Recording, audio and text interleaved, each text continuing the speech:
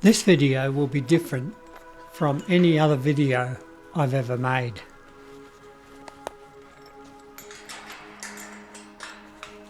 Normally when I'm about to make a new video, I would spend the first part of my time researching topics and checking out keywords and search engines to find out what people are looking for. YouTubers do that kind of thing because we want the maximum number of viewers possible on our videos. Makes sense, I guess. And normally I would do the same thing, but today I'm not. I'm not making this video for masses of people. Today I'm making this video just for one person.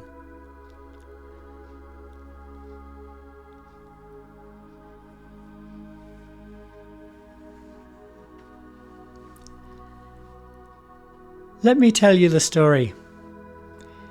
It started when I went to bed last night. A post appeared on my Facebook group from a lady in the group. It began with these words: "Larry, I'd love to have a video about sources of hope."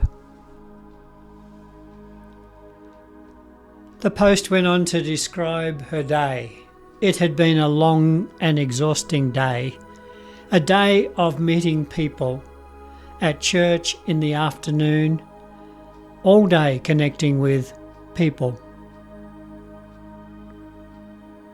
And in each of these connections, this lady felt real pain because she had the eyes to see that people were suffering. People were overweight. People were struggling with basic health issues like blood pressure and diabetes and heart conditions. And she could see the pain in their faces.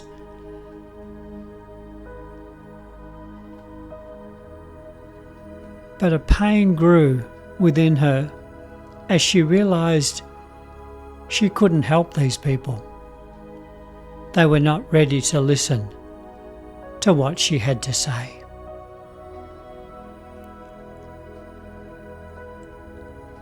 And so she comes onto the group and asked me to make a video about the sources of hope. I sat with the story for a long time. I shared her pain. I allowed myself to enter into the day with her and to feel what that day must have been like. But then she came to me to ask me to make a video on sources of hope. And of course my initial thought was, what would I know? I'm no expert. And I'm gladly admitting today I am no expert.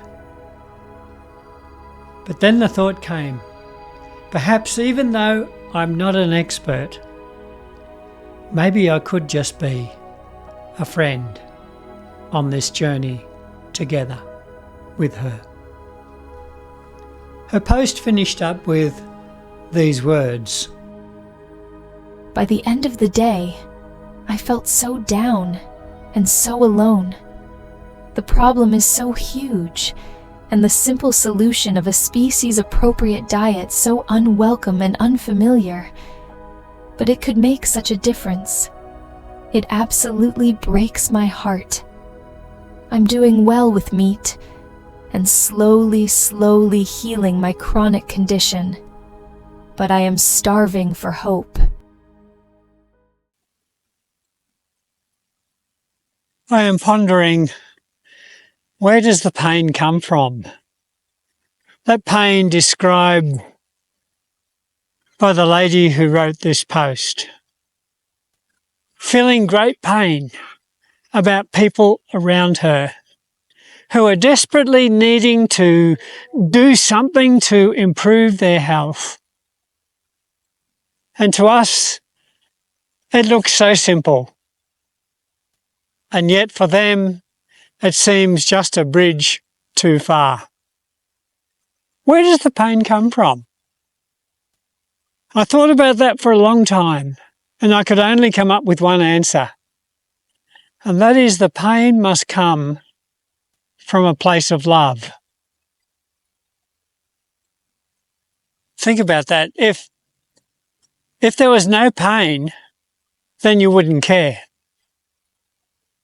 If there was no pain, it wouldn't matter to you what anybody else did with their health.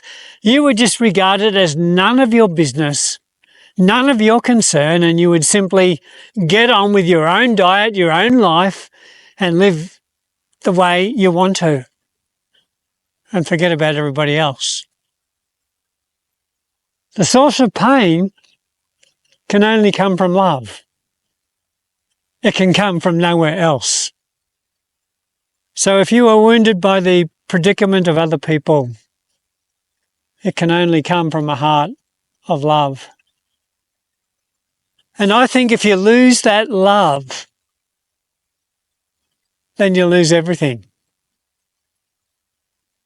It's a little bit like the little story Jesus told in John's Gospel when he said something like this.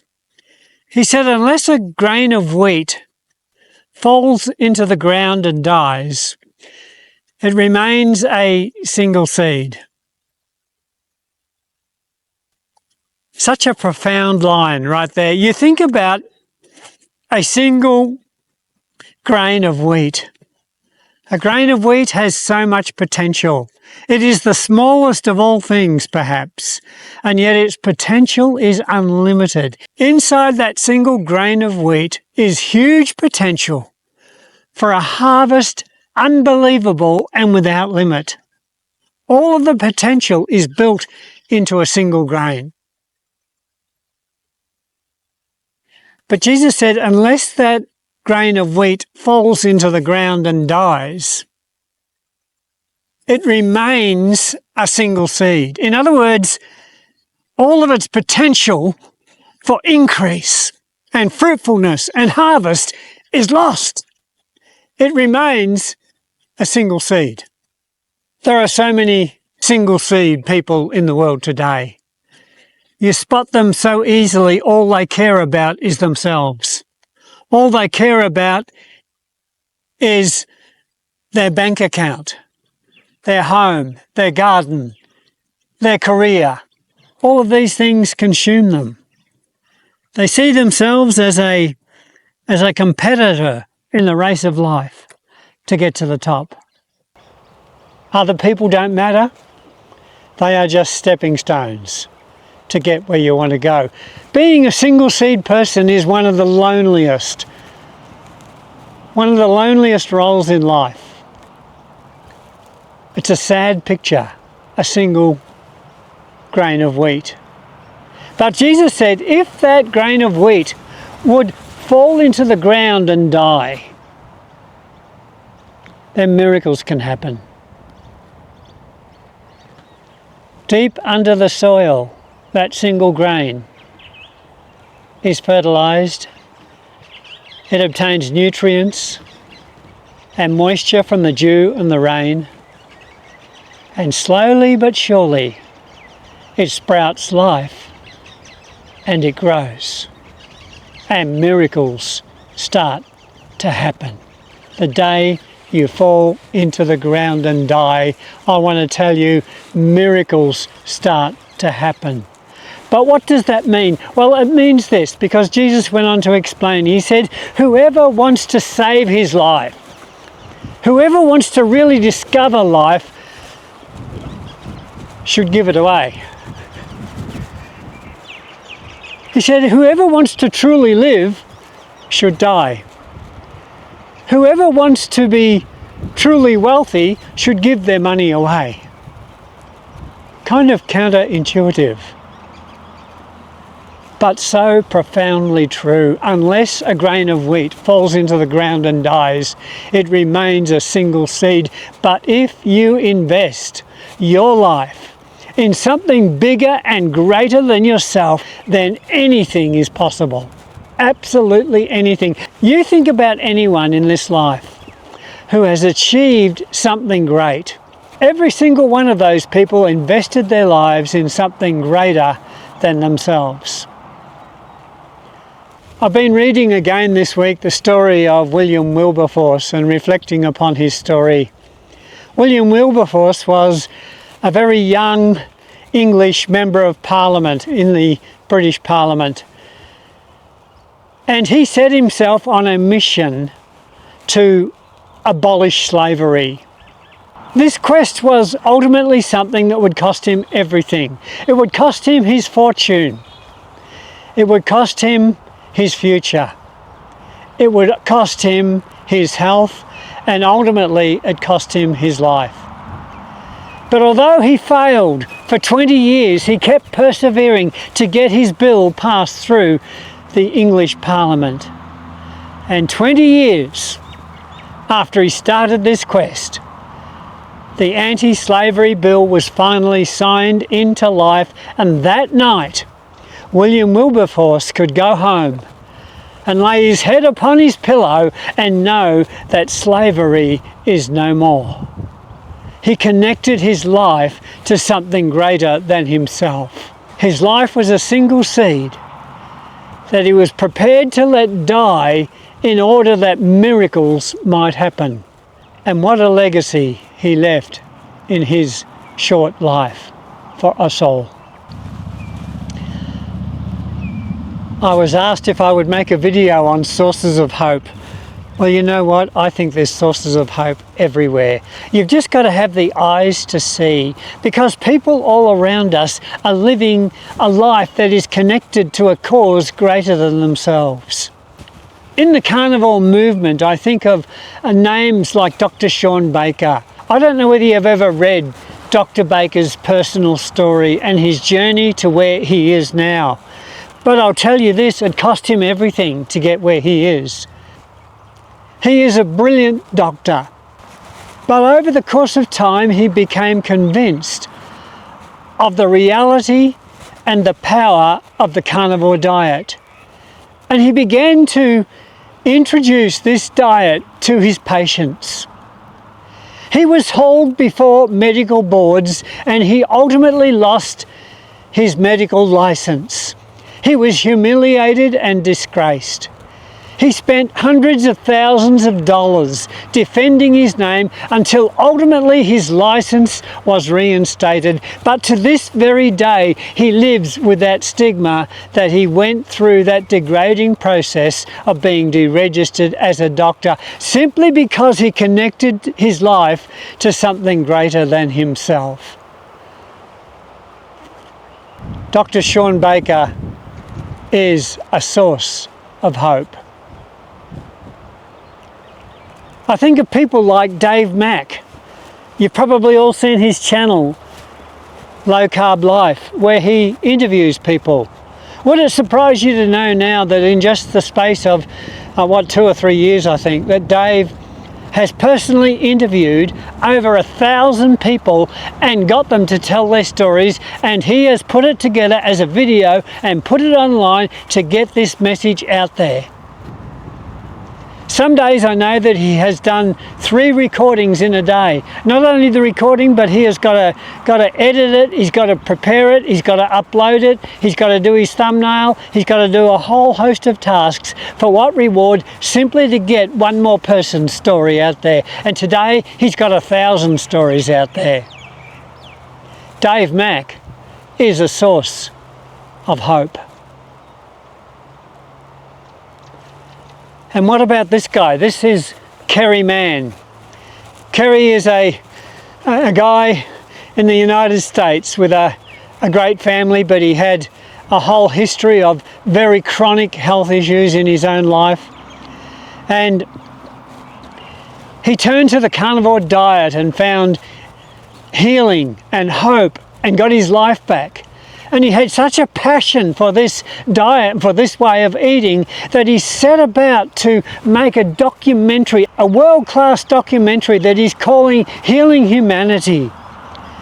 And this documentary has been a consuming passion of his. He's put all of his resources into it, simply that the story of hope, of change for people who are suffering with ill health through wrong eating, He's going to bring these people a hope and a future through bringing a documentary that I believe is going to be world-changing.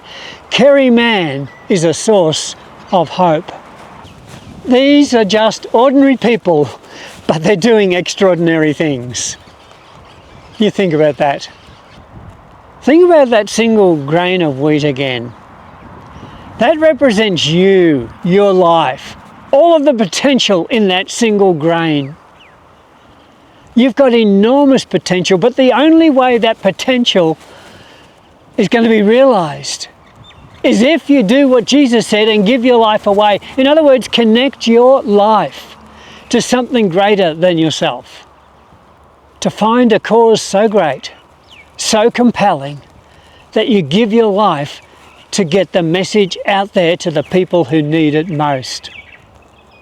You might think, well, I'm only one person, what can I do? Exactly, you are only one person, but you have gifts. You have the uniqueness of who you are, your personality, the way God knit you together in your mother's womb and made you uniquely you. Nobody else in the world is exactly like you. And there is things in this world that you can do that nobody else can do but you. What have you got in your hand right now? What are the tools, what are the skills, what are the giftings that you've got right now that you could use? Not to copy Kerry Mann or Dave Mack or Sean Baker, that would be impossible, but to do something that is uniquely you. To connect your life to a greater cause using what you have been given and investing that in the service of others. There is tremendous hope if we all adopt that attitude that we love one another and we are here to serve one another. True joy is only found by giving your life away. So is there hope? Yes, there is. There is potential in the heart of every single person. Let me finish with these words taken from 1 Corinthians 13 in the New Testament. Love is patient. Love is kind. Love always protects. It always trusts. Love always perseveres. It keeps on going because love never fails. Now these three remain: faith, hope, and love. But the greatest of these is love.